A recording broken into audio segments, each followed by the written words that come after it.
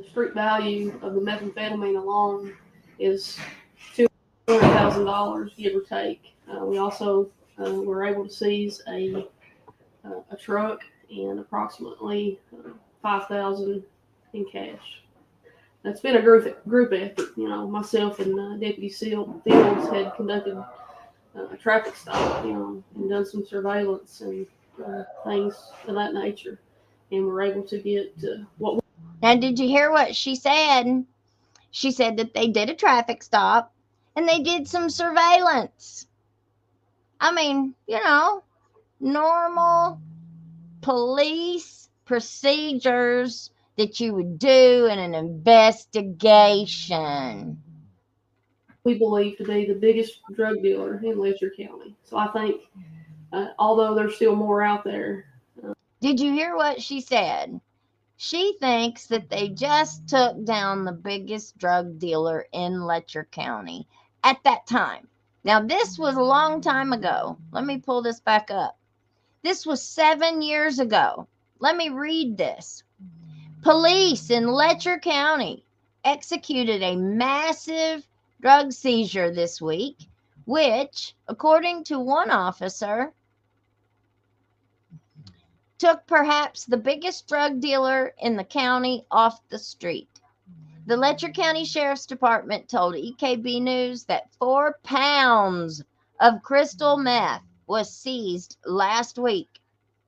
4 pounds, along with 10 grams of H, several firearms, 5,000 in cash, and a pickup truck. 62-year-old Donnie Bob Collins of Bottom Fork and his daughter, 36-year-old Samantha Danielle Collins, were arrested. Letcher County Sheriff's Deputy Sergeant Alicia Congleton, that's Alicia, characterized Danny Collins as being a major drug dealer in Letcher County.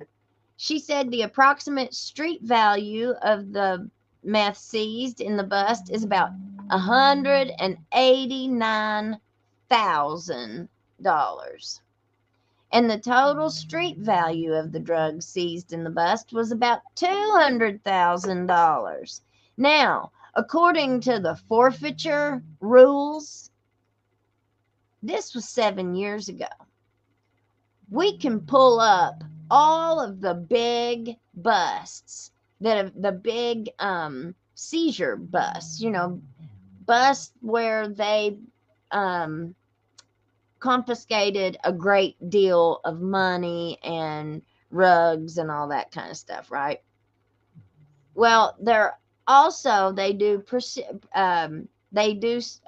a court process where it's called a forfeiture, where whoever that is that's guilty of these crimes, once they're sentenced and their case is over, or it might happen, remember, I'm not a lawyer, it might happen like right around that sentencing time or somewhere, but they do a hearing where they'll do like a forfeiture form, they fill it all out and everything, and then the agency that, I think it's the sheriff's department, would then get that money. They get a big percentage of it anyway. I'm not exactly sure what the percentage is, but they do get a lot of that money.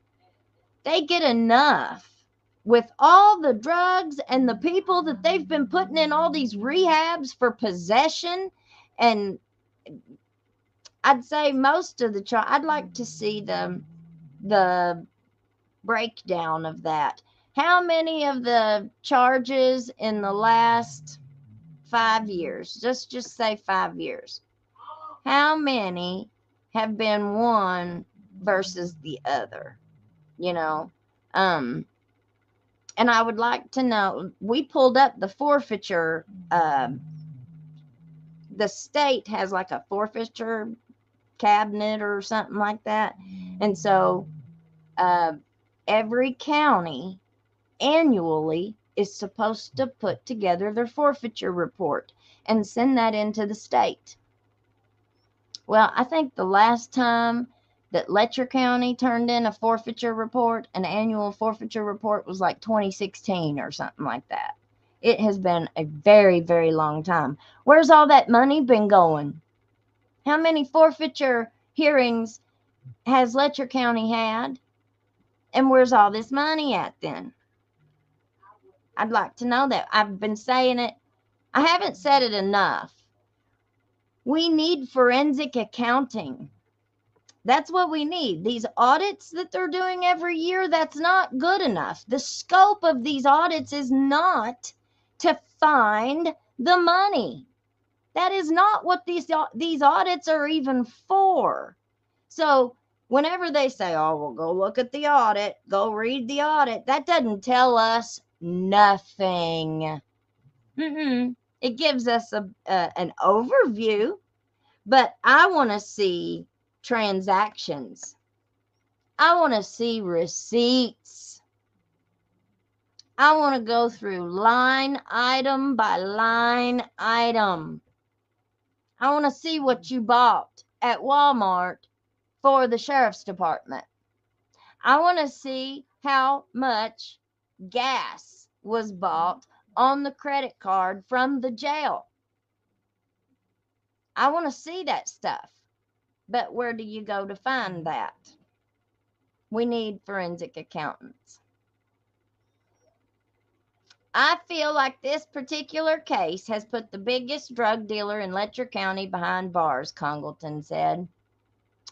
Congleton said that the investigation that resulted in Collins's arrest was months long, but he had been on law enforcement's radar for about a year. She said Letcher County had seen a flood of methamphetamine, particularly crystal meth, come into the county over a short period of time. Sounds to me like they got their drug trafficking system together. That's what it sounds like to me.